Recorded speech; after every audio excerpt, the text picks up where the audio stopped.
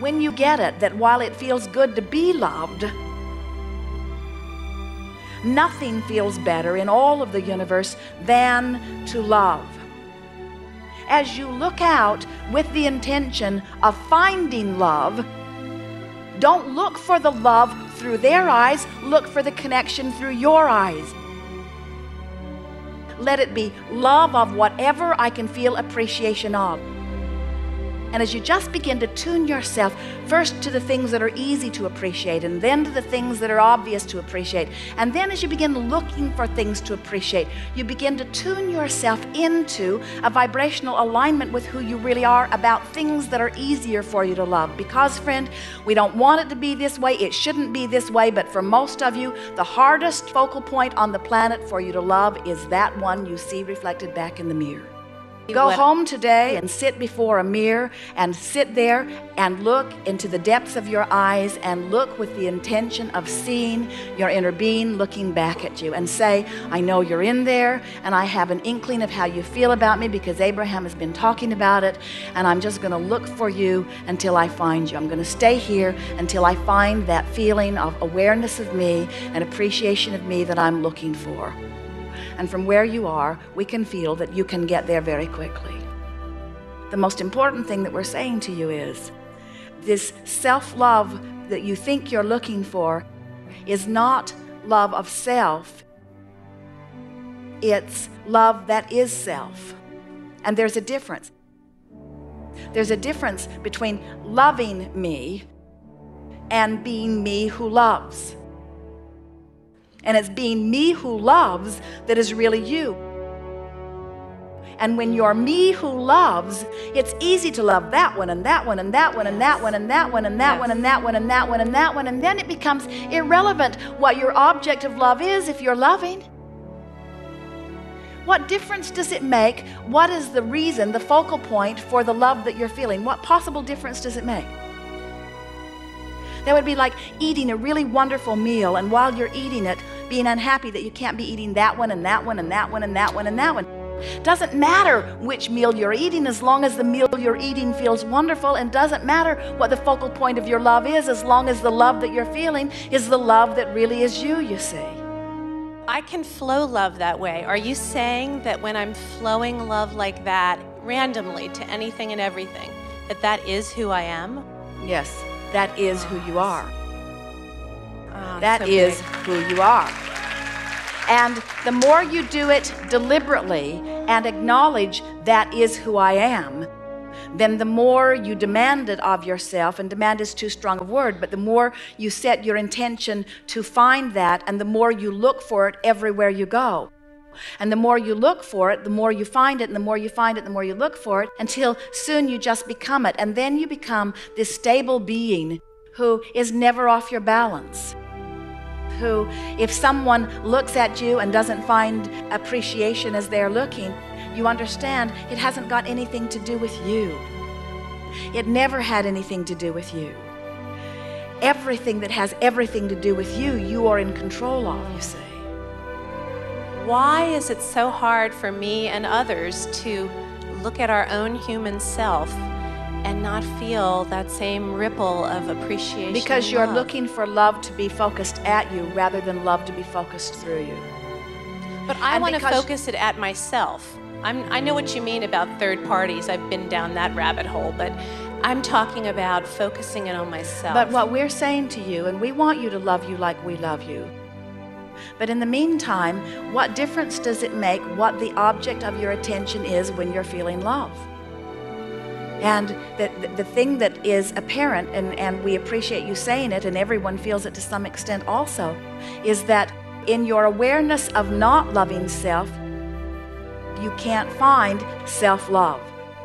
And so we're just trying to build a bridge for you that, in other words, anytime somebody hurts your feelings, it is because you're in a different vibration than who you really are. And so this quest for self-love, we think, is down the rabbit hole. We wouldn't be looking for self-love. We'd be looking for the part of self that does love. Rather than saying to someone that we love, I want you to love me, we would begin training ourselves into a desire that says, I love loving you. I love the feeling of loving you. And how you feel about me is irrelevant. I love the feeling of loving you. And then what begins to happen, it's like our friend who got so angry at us, Abraham, I don't think you care if my lover ever comes to me. We said, that's exactly right. We just want you to form a vibration that makes you feel so wonderful that it doesn't matter. But then he cannot not come. In other words, when you find that vibration, the universe has to match you up with somebody that feels exactly that way, you see. But we don't want you to let what's happening in terms of manifestation be the criteria for how you feel. So many people say, okay, Abraham, I'll play your silly games. I'll do your processes. I'll do whatever I can do to bring myself to the place of offering the vibration that will get me to the manifestation that I want. And we say, have you heard nothing from us? It isn't getting you to the manifestation that we are teaching you all of this. It is getting you to the place of feeling so good that the manifestation doesn't matter. And then you worry and say, oh, so I'm not maybe going to get the manifestation. We say, that's not what we're saying at all. We're saying the desire for the manifestation is what gives you the reason to want to connect to the energy that is really you, that is the true living of life. And that self-love is evident then, you see. And that's why we just don't hit you over the head with an I love me stick, because that really is not what you're looking for. You're looking for reasons to love. You're looking for reasons to love. And in this environment, there is so much abundance of that. In that light, we would like to say to you that we find you loving of yourself quite often. We find you absolutely lovable. We find you recognizing that you are lovable. We believe with everything that we are that if it were not for your comparison of yourself to others and, oh, here it is. This is really what is at the heart of all of this. So all of you stand where you do and you launch rockets of different things that you want.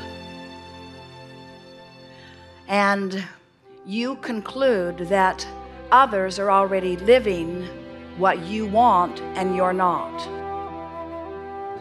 And you gather that information by comparing the smiles on their faces and the words that they speak and the things they write in their books and the movies they show you.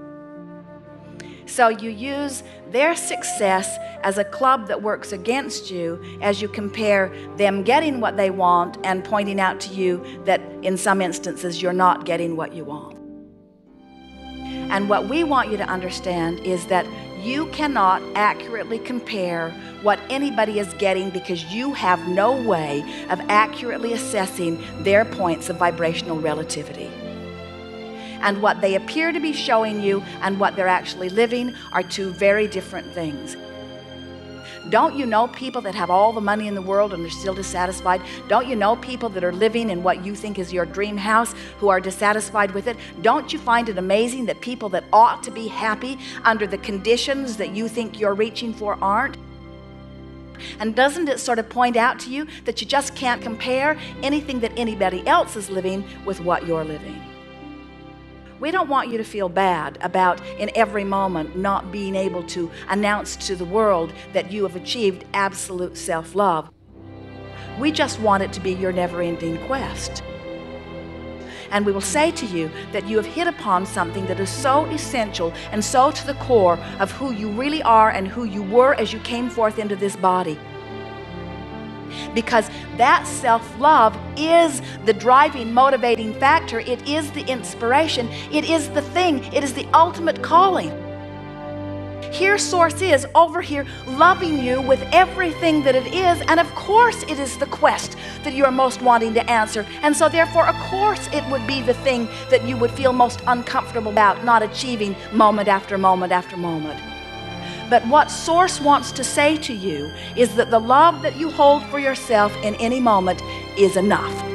In fact, it's the perfect love under the conditions in which you are living. It is enough. It's just right. Where you are on your path is just exactly right. It's exactly where you should be on your path. If you can acknowledge that where I am is just right, and given the circumstances of my life, I'm right on track. And I'm reaching for a fuller, more encompassing sensation of love. and Source is over there patiently, never for a moment impatient, always loving me. Do you know, here's a good thing to say to yourself.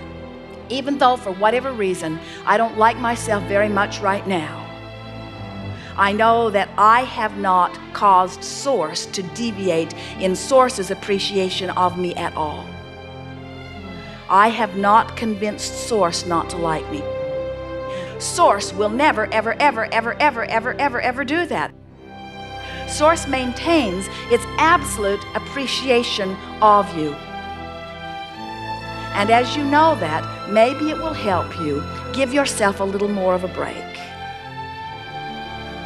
Maybe it will help you to acknowledge, I'm in the perfect place relative to everything, even relative to self-love.